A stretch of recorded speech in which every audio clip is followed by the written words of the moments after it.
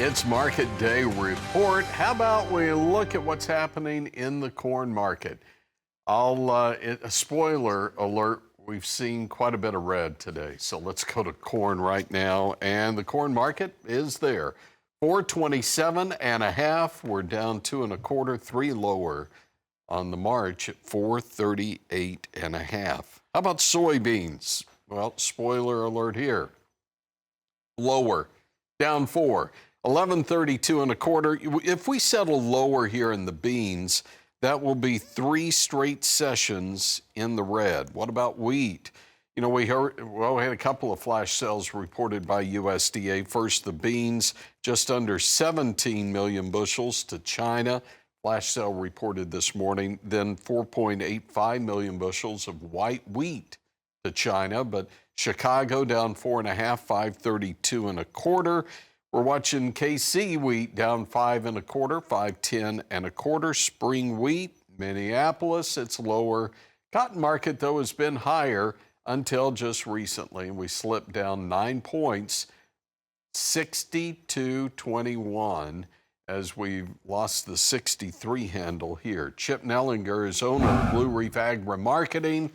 Lots of red here. What's it going to take to turn things around? Well, Tony, unfortunately, we're kind of quickly coming into the holiday time frames, right? Next week, the volume is going to continue to shrink. It's been pretty quiet so far today. What's it going to take was your question. Continued large purchases by China is what the market needs to see. Now, we did get a flash sale, as you mentioned today, but that only brings them just north of 2 million tons on fresh bean sales.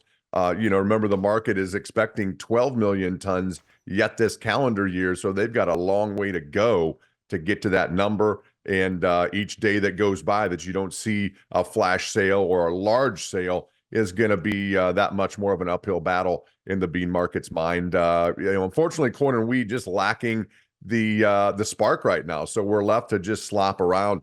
But again, not a lot of trade volume in here today. We're just kind of hanging out, and I'm afraid it's going to get even more desolate and quiet in these grain markets coming into next week as well. All right, Chip, we start getting commitment of traders reports.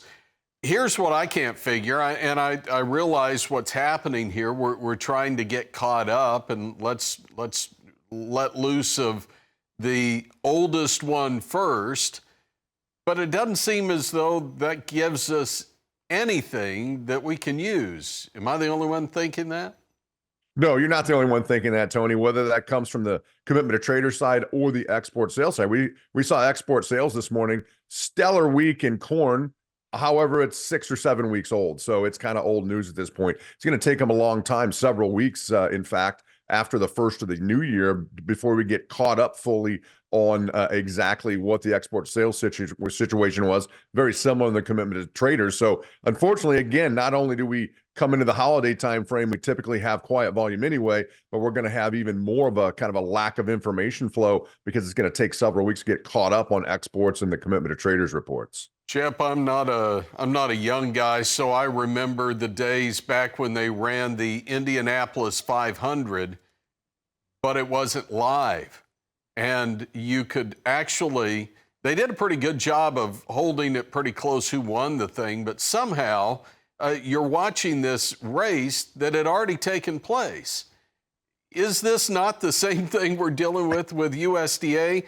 I mean, is there any reason to draw this out? I mean, why not just go ahead and let's get caught up where we are right now and forget about the past? Is that even possible? Yeah, well, I don't know that it is possible.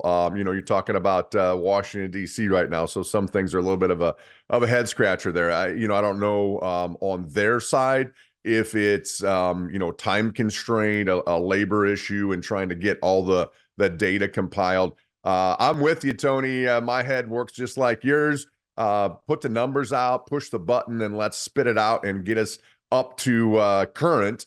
But unfortunately, out of Washington, D.C., they don't seem to share that same thought process. Well, I guess that's one of the downsides of shutting down for 40-plus days. Chip, hang on. We're going to shut down for just a moment, but when we come back, we'll have current Market information on livestock. It's right around the corner, and this is Market Day Report.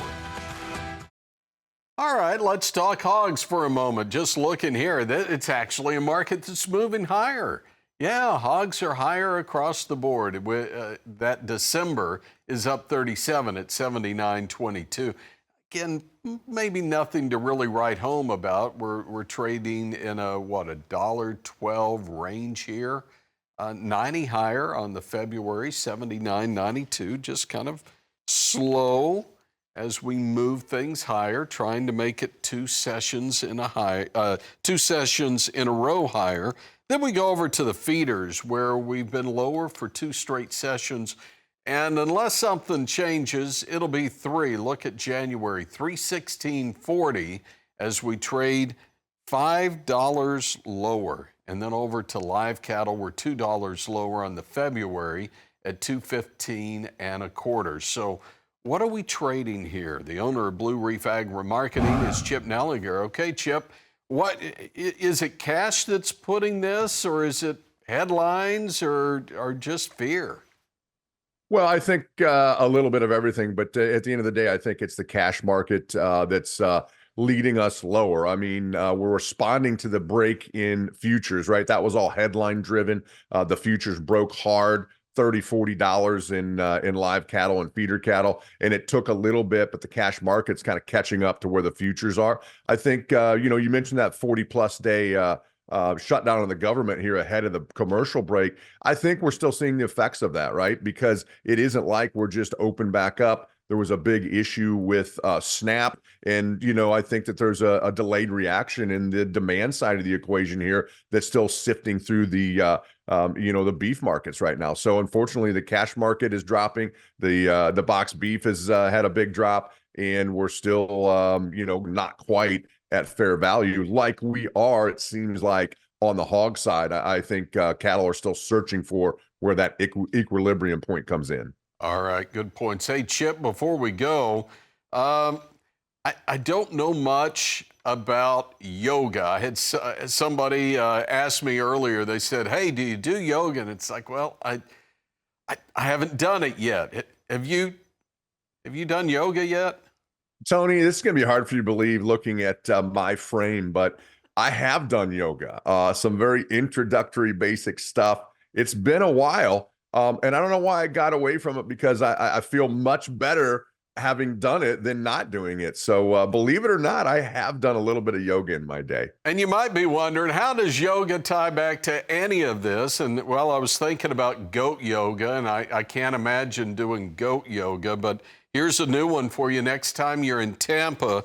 Chicken at Yoga Loft Tampa. And I had to look this up. It's chicken yoga. They put diapers on rescued chickens, and they wander around while you do yoga. And I got to see the video. I don't think the chickens really care one way or the other. So there Tony, you go. I grew up with 200 layers. I'm a hard pass on the chicken yoga. I figured. Chip Nellinger's with Blue Reef Agri Marketing.